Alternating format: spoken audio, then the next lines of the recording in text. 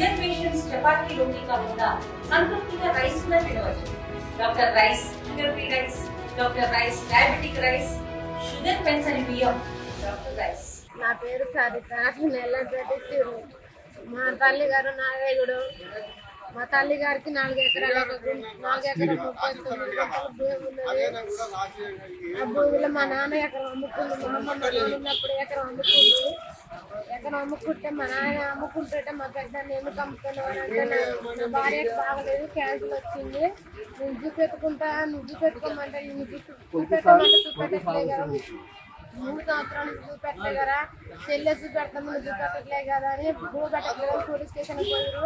Police స్టేషన్కి పోతే అక్కడ వాళ్ళు ఏం చేసి పిలిపించి అడిగిచ్చారని, అరే ఎందుకు నువ్వు భూ పెట్టలేవు, నీ తల్లిదండ్రులకి ఎందుకు భూ పెట్టలేవురా, నీ తల్లిదండ్రులకు భూ పెట్టకుండా నువ్వు ఇల్లు ఎట్ట పెట్టుకున్నారా, బునాది ఎట్ట తీసినారా, పిల్లలు ఎట్ట పోసినారా అని అడిగారు.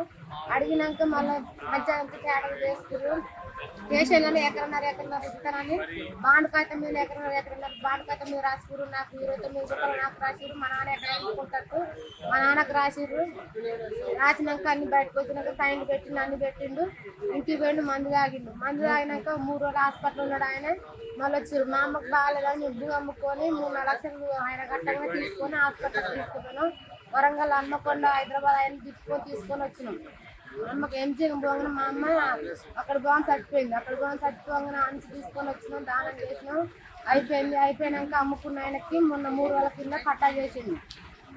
ఆయన అమ్ముకున్న ఆయనకు పట్టా చేసినాక వచ్చి పట్టా అయిపోయినాక నైట్ ఎడుపుకి వచ్చి నాకు తెలియకుండా నువ్వు ఎట్ట పట్టా చేస్తాను అని ఎంఆర్ ఆఫీస్లో గొడవ చేసిండు. గొడవ చెప్తాను, అమ్మినోనికి పట్టా చేయకుండా ఎట్లా నువ్వు సంపాదించిన నాకు సంపాదించిండారా, నేను సంపాదించుకున్న భూమిని అమ్ముకుంటుంటే నువ్వు వెళ్తామంటే ఎవడిరా అని మా అన్న అన్నాడు ఎంఆర్ ఆఫీస్లో. ఎంఆర్ ఆఫీస్లో అన్నా కూడా లేకుంటే అటు నిన్న మొన్న సూరపేట అటు ఇటు ఆ పోలీస్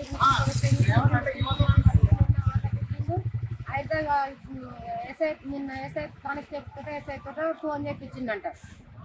ఫోన్ చేపిస్తే కూడా ఏమయ్యాకన్నా అయిపోయిందా పంచం అంటే అయిపోయింది సార్ అని అనగానే మరి మీ కొడుకులో పట్టా చేయించినామని అడిగిరట. అయితే చేపించలేదు, మా నా బిడ్డకు చేయించిన, కాపాయనకు చేయించిన, అమ్మినాయనకు చేయించిన అని అన్నాడట. అంటే మరి మీ కొడుకులకు ఎప్పుడు చేపిస్తారంటే సోమవారం నాడు చేపిస్తా, చేపిస్తే వాళ్ళకి చేపించకుండా ఉంచుకుంటుంది, నాకెందుకు నేను అమ్ముకునే కానీ నాది నాకు కాదుగా వాళ్ళకి చేపిస్తాను అన్నాడట. అన్నాక కూడా మళ్ళీ ఇంకొక ఆయన ఇవ్వప్పుడు మా ఆయన కూడా ఇంకొక ఆయన కాపాయన చేసిందంట పటేలు.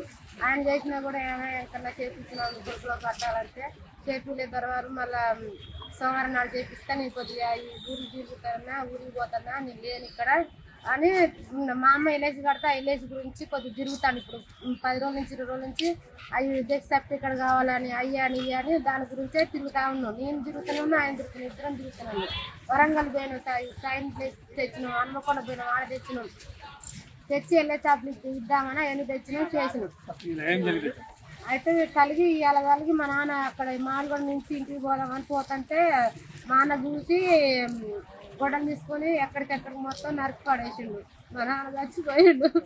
దేని కొరకు చంపిండు అసలు? కారణం ఏంద్రా? భూమి కోసం పట్టా చేపిస్తాను అన్నా కూడా ఈయనకుంటా 2 ఎకరాలు పట్టా కావాలని. ఇప్పుడు 3 సంవత్సరాల నుంచి పట్టా కావాలని చేపిస్తానంటే ఎకరం చేపిస్తానంటే వద్దని. ఏం పేరు మీ తమ్ముడు? అన్న పేరు గంగన్న, చిన్న పేరు ఉపేంద్ర, నా పేరు సరిత, నాన్న పేరు వెంకన్న, అమ్మ పేరు నిన్నమ్మ. తెలుగులో న్యూస్ కి ఫాస్టెస్ట్ యాప్ ఇప్పుడు టోటలీ న్యూ అవతార్ లో జస్ట్ 5 సెకండ్స్ లో కంప్లీట్ న్యూస్. సోషల్ మీడియాలో ట్రెండ్స్ కి one stop solution. Live TV app voice search option తో ఇప్పుడే డౌన్లోడ్ చేయండి లేదా అప్డేట్ అయిపోండి. యాప్ లింక్ డిస్క్రిప్షన్ లో ఉంది.